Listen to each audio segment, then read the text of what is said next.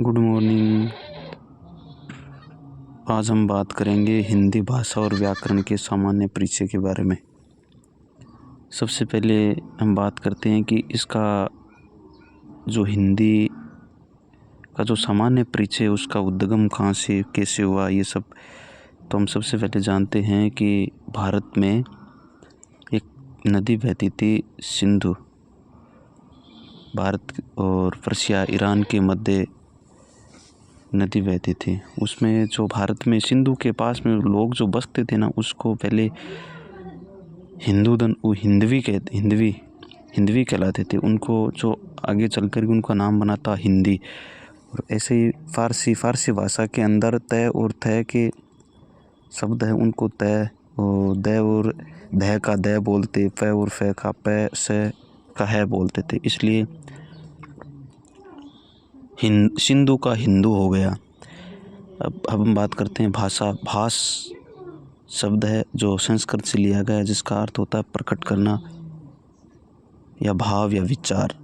भाषा के माध्यम तीन होते हैं: बोलकर जिसको सरल कहते हैं, लिखकर जिसको सरल और कठिन होता है, संकेत के माध्यम से कठिन होता है। अब भाषा के कौशल चार: सुनना, बोलना, पढ़ना और लिखना। सुबो बली। अब हम आगे बात करेंगे कि हिंदी भाषा है उसके बारे में।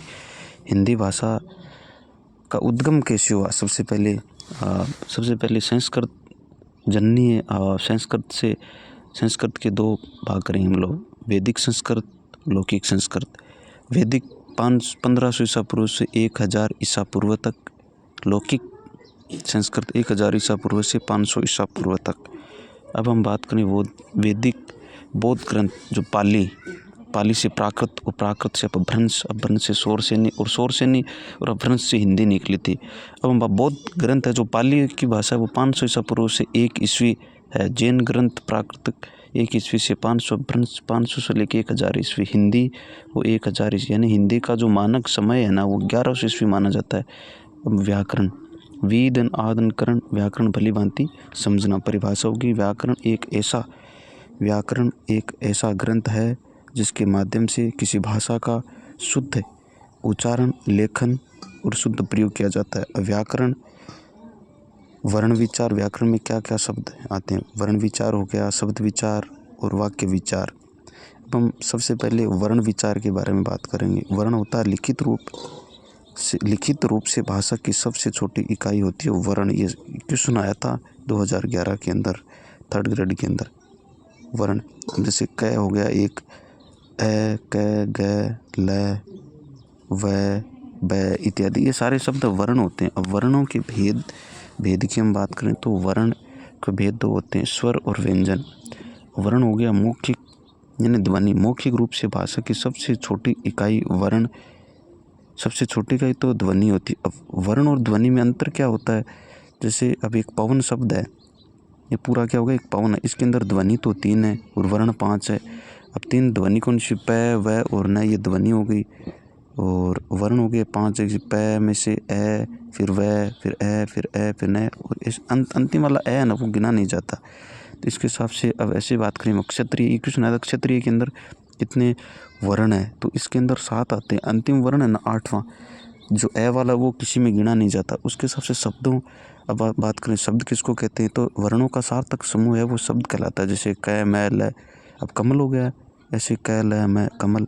ये उसके विशेष अर्थ के आधार पर भाषा की सबसे छोटी इकाई शब्द होता है। वर्णमाला वर्णों का व्यवस्थित समूह है, वर्णमाला कहलाता है। जैसे ए, आ, ई, उ। अब इसमें ये हो गया। अब इसका अव्यवस्थित रूप होता है, जैसे ए, आ पहले लिख दिया, ई फिर ओ लिख दिया, ये चीज़ सही नहीं है। तो हम वर्णों का जो सार्थक समूह है ना, वो ए, आ, ई, उ ऐसे ही होता है। अब हम बात करें ऐसे ही वाक्यांश। वाक्य धन यानी वाक्य का छोटा सा टुकड़ा होता है, उसको वाक्यांश कहते हैं। जब 2 या 2 से अधिक शब्द मिलते तो हैं परंतु पूरे अर्थ का बोध नहीं करा पाते, वाक्यांश कहलाता है। ये वाक्यांश वाला रीट में आया था, अभी रीट 2021 में आया था शायद। जैसे यदि आप मेहनत करोगे, अब करोगे पूरा वाक्य थोड़ी है, वाक्यांश है एक छोटा। ईश्वर पर विश्वास करने वाला, अब कौन होता है? पूरा दिया हुआ नहीं है। इसी तरीके से हम वाक्य बात करें। अब वाक्य क्या होता है? शब्दों का सार्थक समूह है वाक्य कहलाता है। यथार्थ दो या दो से अधिक शब्द मिलते हैं और पूरे अर्थ का बोध कराते हैं, वाक्य कहलावा है।